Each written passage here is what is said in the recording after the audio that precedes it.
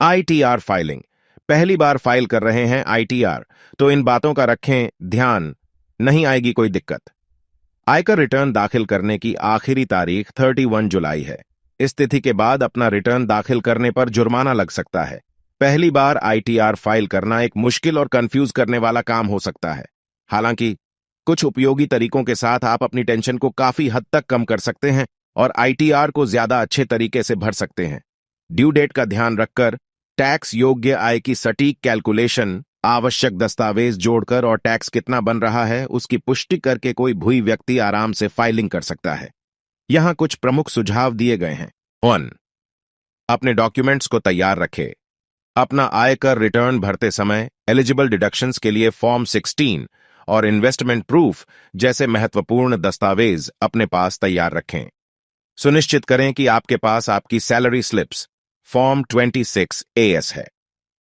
यह आपकी कुल आय की सटीक कैलकुलेशन करने और क्लेम डिडक्शंस का दावा करने के लिए आवश्यक होगा। Form 16A। आपके वेतन के अलावा इनकम के अन्य सोर्स के लिए फॉर्म 16A चाहिए होता है। इसमें आपको इनकम के का विवरण होता है। यह फॉर्म उस कंपनी या ओनर ऑर्गेनाइजेशन की तरफ से जारी किया जाता है जो आपकी आय का स्रोत रहा है। Form 26 AS। यह फॉर्म आपकी आय और आपको किए गए भुगतान से काटे गए TDS स्रोत पर कर कटौती को दर्शाता है। 2. अपने इनकम टैक्स स्लैब को समझें। यह पता लगना जरूरी है कि आपको आयकर का स्लैब क्या है। वित्त मंत्री ने इस साल के बजट में सालाना आयकर के नई व्यवस्था की घोषणा की है। इसमें 2 अलग अलग व्यवस्थाएं शामिल हैं। नई और पुरानी दोनों व्यवस्थाएं करदाताओं को कर लाभ प्राप्त करने का अवसर प्रदान करती हैं। 3. क्लेम्स का दावा समझदारी से करें। 80C जैसे सेक्शंस के तहत उपलब्ध क्लेम्स का लाभ उठाएं। जीवन बीमा प्रीमियम सहित निवेश के लिए सार्वजनिक भविष्य निधि में निवेश, NSC में निवेश, आवास, ऋण के मूल घटक का पुनर्भुगतान, डाकघर समय जमा योजना में निवेश, वरिष्ठ नागरिक बचत योजना आदि, और 8 चिकित्सा बीमा के लिए आप धारा 80C के तहत 1.5 लाख रुपए तक के जीवन बीमा प्रीमियम पर कर लाभ प्राप्त कर सकते हैं। 4. अपने वेतन के कंपोनेंट्स को समझें। अपने वेतन के विभिन्न एलिमेंट्स जैसे मूल वेतन, भत्ते और कटौतियों से खुद की जानकारी रखे परिचित करें।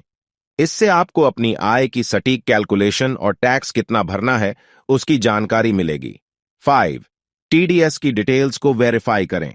अपने फॉर्म 26 AS में दी गई जानकारी के साथ अपने एम्प्लॉयर द्वारा काटी गई TDS राशि की दोबारा जांच करें। सुनिश्चित करें कि कोई गलती न हो और यदि आवश्यक हो तो सुधार के लिए अपने एम्प्लॉयर से संपर्क करें। 6. समय पर भरें आईटीआर। याद रखें, आयकर रिटर्न दाखिल करने की आखिरी तारीख 31 जुलाई है। इस तिथि के बाद अपना रिटर्न दाखिल करने पर जुर्माना लग सकता है, इसलिए प्रक्रिया को दी गई समय सीमा के भीतर पूरा करना आवश्यक है। 7. अपने ID कार्ड तैयार रखें।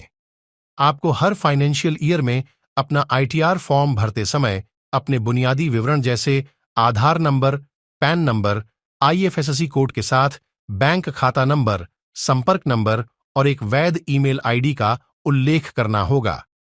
ऐसे में इन सभी डॉक्यूमेंट्स को पहले से तैयार रखें।